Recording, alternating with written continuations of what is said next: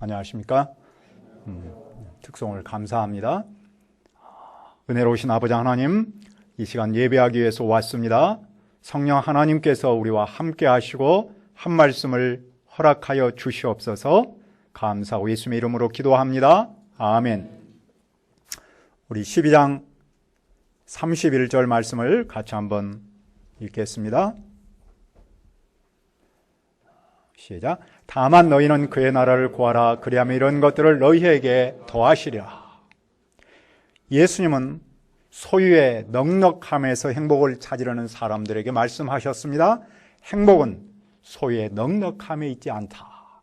예수님은 오늘 계속해서 가르치십니다. 무엇을 가르치십니까? 첫째, 염려하지 말라. 22절을 보십시오. 또 제자들에게 이르시되 그러므로 내가 너희에게 이르노니 너희 목숨을 위하여 무엇을 먹을까? 몸을 위하여 무엇을 입을까? 염려하지 말라. 먹고 입는 일은 삶의 기본 요소입니다. 그런데 예수님은 제자들에게 삶의 기본 요소를 염려하지 말라고 하십니다. 이 말씀에는 제자들이 지금 삶의 기본 요소에 대해서 염려하고 있다는 전제가 있습니다. 그들은 왜 염려할까요?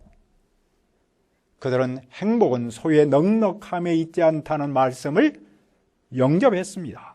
그들은 자기를 위해 재물을 쌓지 않고 하나님을 위해 쌓았습니다. 그들은 주님과 양떼를 위해서 돈과 시간을 썼습니다. 그런데 삶에서 먹는 문제와 입는 문제를 만났습니다. 세상과 비교할 때 현실 문제는 더 크게 다가왔습니다. 그래서 그들은 염려했습니다. 그러나 예수님은 그런 그들에게 염려하지 말라고 말씀하십니다. 어떻게 염려하지 않을 수 있습니까? 첫째로 무엇이 더 중요한지를 알아야 합니다. 목숨이 음식보다 중요하고 몸이 의복보다 중요합니다. 이건 너무나 지극히 상식적인 말이죠.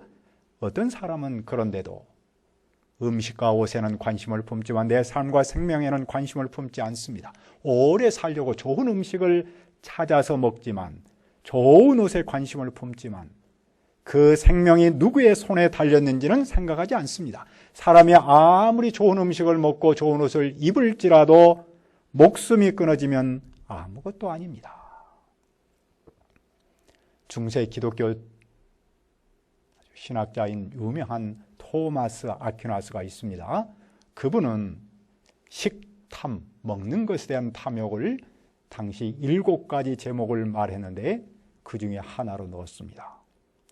그는 식탐의 죄를 범하는 5가지를 아주 구체적으로 제시했습니다. 너무 비싸고 귀한 음식을 먹는 것, 너무 맛있게 먹는 것, 배가 불렀는데도 먹는 것, 정해진 식사 시간을 벗어나서 먹는 것, 개걸스럽게 먹는 것. 오늘의 상황과는 차이가 많이 있습니다.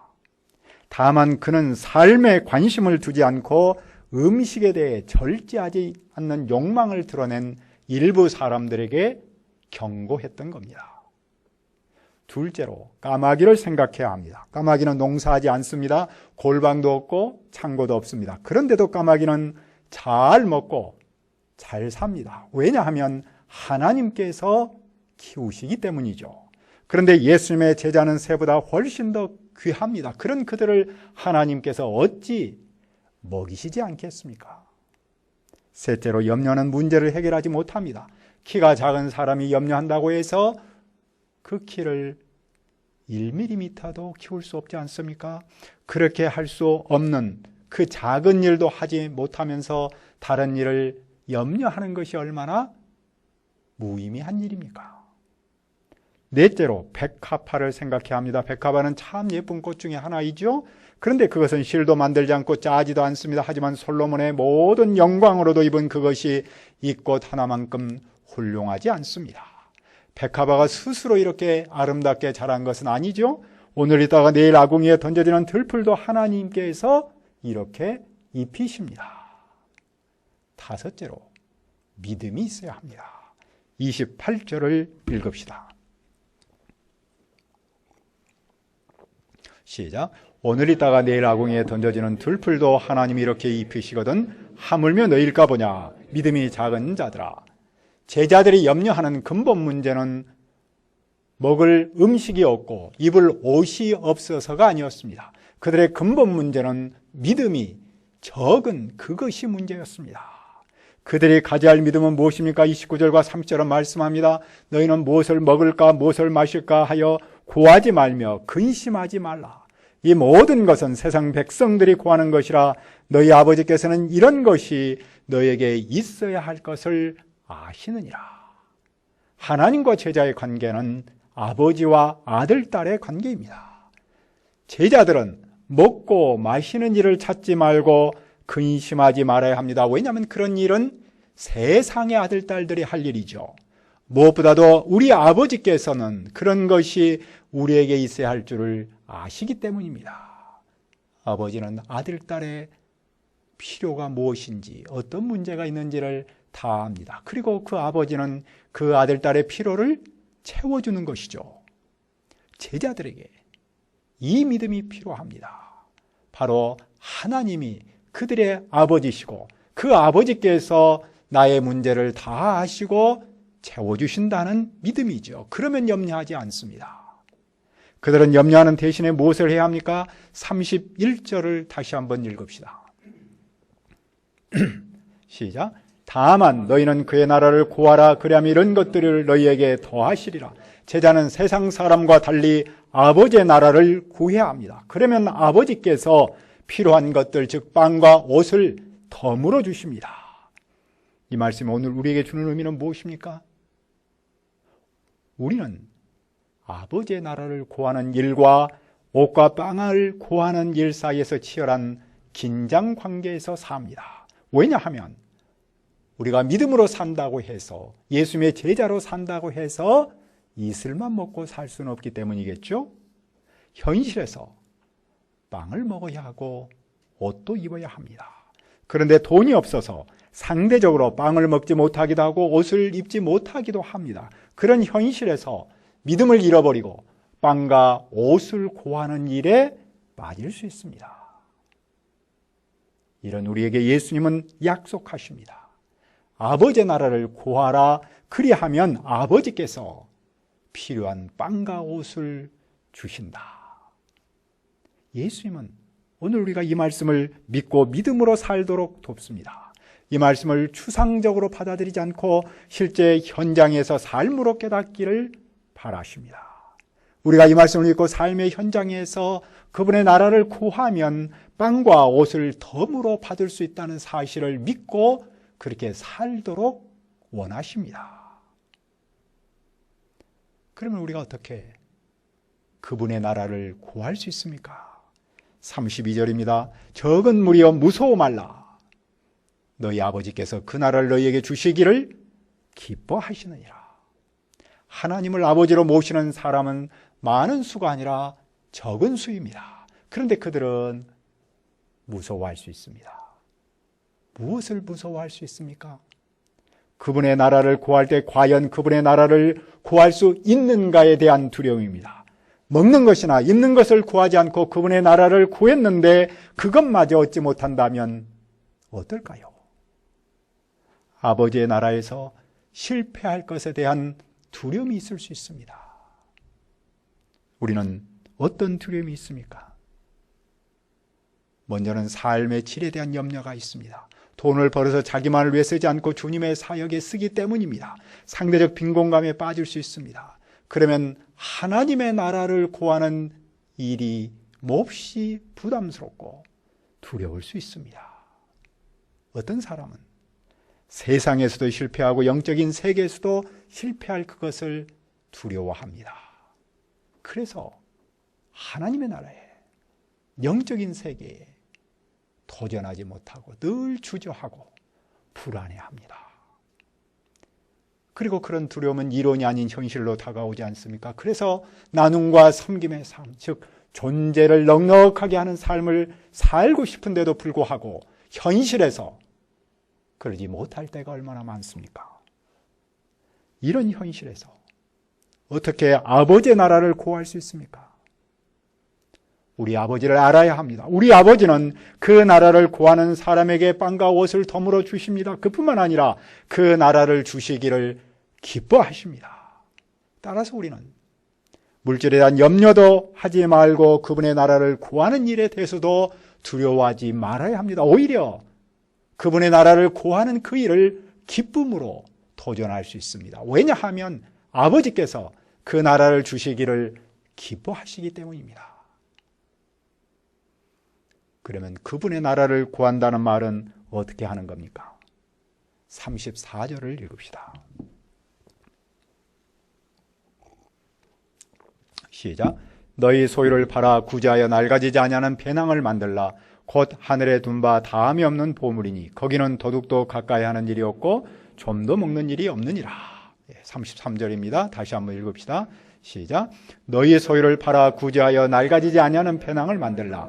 곧 하늘에 둔 바 다함이 없는 보물이니 거기는 도둑도 가까이 하는 일이 없고 좀도 먹는 일이 없느니라. 그분의 나라를 구하는 삶은 자기 소유를 팔아 구제하는 일입니다. 아버지의 나라를 구하는 삶은 추상적이지 않습니다. 구체적인 행동으로 나타납니다. 대화가 필요한 사람이 있으면 시간을 내서 대화하고 마음과 마음으로 사귐을 갖는 것이겠죠.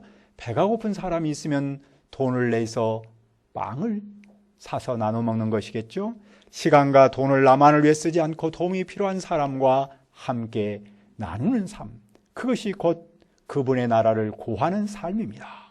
그런데 그런 삶은 자신을 위해서 낡아지지 않는 돈주머니를 준비하는 것입니다. 그리고 고갈되지 않을 하늘의 보물을 준비하는 겁니다.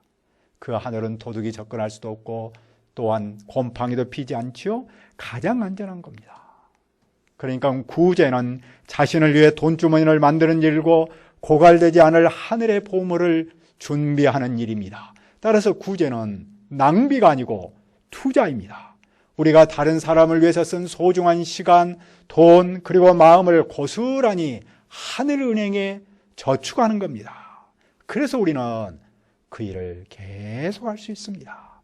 그 일이 그분의 나라를 구하는 삶입니다. 제자는 왜 이런 삶을 살아야 합니까? 34절은 대답합니다. 너희 보물 있는 곳에는 너희 마음도 있으리라. 제자가 하늘의 보물을 쌓으면 그 마음도 당연히 하늘로 가지 않겠습니까? 마음이 하늘에 있으면 그 하늘이 그들을 영접할 겁니다. 발은 비록 땅을 딛고 있을지라도 마음이 하늘에 있다면 그 사람은 얼마나 행복한 사람입니까? 그러면 그분의 나라를 구하는 사람은 어떤 자세로 살아야 합니까? 둘째, 준비하고 있으라.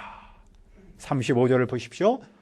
허리에 띠를 띠고 등불을 켜고 서 있으라. 허리에 띠를 띈다라는 말은 긴 겉옷을 허리띠에 감아서 달리거나 싸우거나 일할 준비를 했다는 말입니다.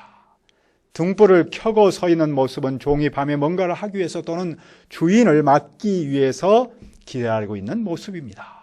그러니까 제자는 그 주인이 혼인집에서 돌아와 문을 두드리면 곧 열어주려고 기다리는 종과 같습니다. 종은 언제나 대기하고 있다가 즉각적인 반응을 보여야 합니다.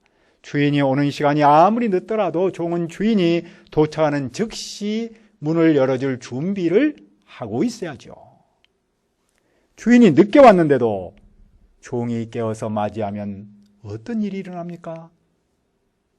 주인은 정말로 기뻐합니다.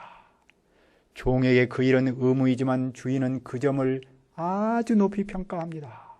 기본 의무를 다하는 그 종은 복을 받습니다. 주인은 도착하자마자 굉장히 기뻐서 띠를 띠고 그 종을 자리에 앉히고 섬깁니다. 말 그대로 주객을 전도하는 거지요. 종은 비록 힘들지라도 깨어만 있으면 이런 놀라운 복을 받습니다. 종이 늦게까지 주인을 기다리는 그 일은 쉽지 않은 만큼 복도 대단히 크지요. 그 이유는 무엇입니까? 도적은 생각하지 않을 때에 오기 때문입니다. 따라서 도적을 지키는 일은 오직 깨어있는 것뿐입니다. 깨어있기만 하면 언제 올지 모르는 도적일지라도 지킬 수 있습니다. 그러므로 제자는 어떻게 해야 합니까? 40절을 읽읍시다.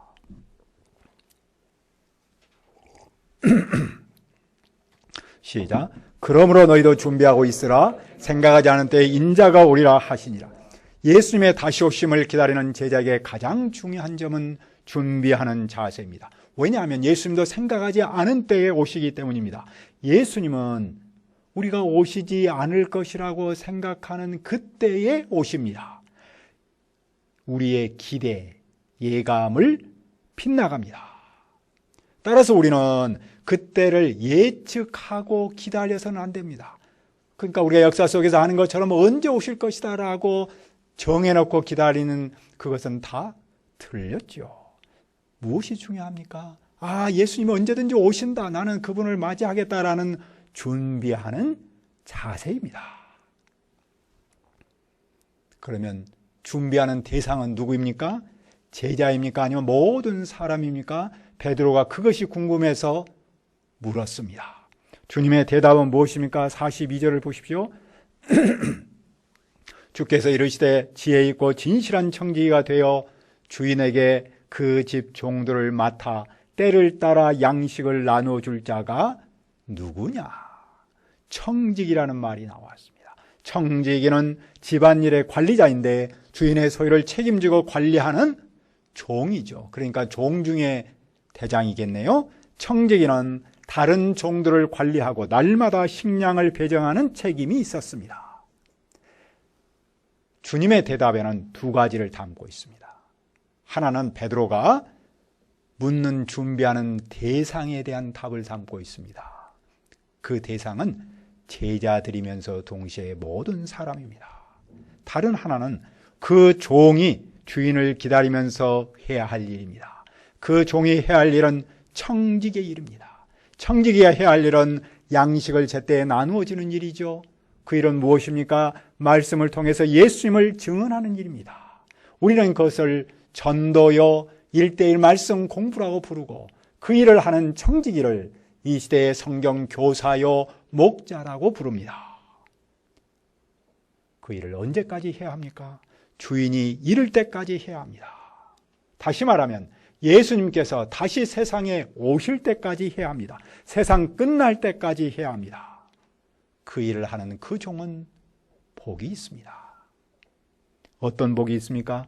주인이 그 모든 소유를 그에게 맡깁니다. 열심히 일한 종, 자기의 최선을 다한 종은 더 많은 일을 맡습니다. 주인의 버금가는 권위를 갖습니다. 그것을 하나님의 청지기라고 부릅니다.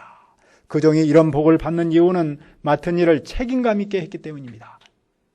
그 책임감은 주인이 언제든지 오실 것이라는 믿음에서 나왔습니다. 주인이 눈에 보이지 않았을지라도 주인이 눈앞에 있는 것처럼 살았기 때문입니다. 오늘 우리도 주님께서 지금 오신다는 그 믿음이 있으면 이렇게 책임감 있게 살 수 있습니다. 그러나 어떤 다른 종도 있었습니까? 주인이 늦게 올 것으로 생각한 종도 있었습니다. 그는 남녀 종들을 때리며 먹고 마시고 취했습니다. 그 종은 권한을 남용했습니다. 그는 이름하여 나쁜 청지기가 되었습니다. 여기서 볼 때 두 종류의 청지기가 있지요. 무엇이 그 삶을 결정짓습니까? 주인이 언제 오느냐에 대한 종의 생각입니다. 종이 주인이 생각하지 않을 때 온다라고 생각하면 진실한 청지기가 됩니다. 반대로 종이 우리 주인은 아주 늦게 올 거야 라고 생각하면 나쁜 청지기가 되는 것이죠. 주인의 오심에 대한 종의 자세가 그 삶을 결정짓습니다. 그런데 주인은 언제 옵니까? 주인은 종이 생각지도 않은 날, 짐작도 못한 시간에 옵니다. 그리고 그 종을 엄히 때리고 신실하지 않는 사람이 받는 벌에 처합니다. 주인은 자기 책임을 다하지 못한 그 종을 벌합니다. 벌하는 기준은 무엇입니까? 주인의 뜻을 알고도 준비하지 아니하고 그 뜻대로 행하지 않은 종은 많이 맞습니다. 하지만 알지 못하고 맡을 일을 행한 종은 적게 맞습니다. 우리가 삶의 현장에서 염려가 생길 때 어떻게 해야 합니까? 염려하지 말아야 합니다. 어떻게 염려하지 않을 수 있습니까? 아버지께서 우리에게 있어야 할 것을 아신다는 믿음이 있어야 합니다. 오히려 우리는 그분의 나라를 구할 수 있습니다. 아버지께서 그 나라를 우리에게 주시기를 기뻐하시기 때문입니다. 우리는 주님의 다시 오심을 준비하며 진실한 청지기로 살아야 합니다. 그래야 현실의 염려를 이기고 전도에 도전하기를 기도합니다. 아버지 하나님, 우리가 삶의 현장에서 염려가 생길 때 어떻게 해야 합니까? 염려하지 말아야 합니다. 아버지께서 우리에게 있어야 할 것을 아시기 때문입니다. 오히려 우리는 그분의 나라를 구해야 합니다. 아버지께서 그 나라를 우리에게 주시기를 기뻐하신 줄 믿기 때문입니다. 오늘 우리가 주님의 다시 오심을 준비하며 진실한 청지기로 살도록 도와주시옵소서. 그리하여 현실의 염려를 이기고 전도에 도전하도록 도와주시옵소서. 감사하고 예수님 이름으로 기도합니다. 아멘.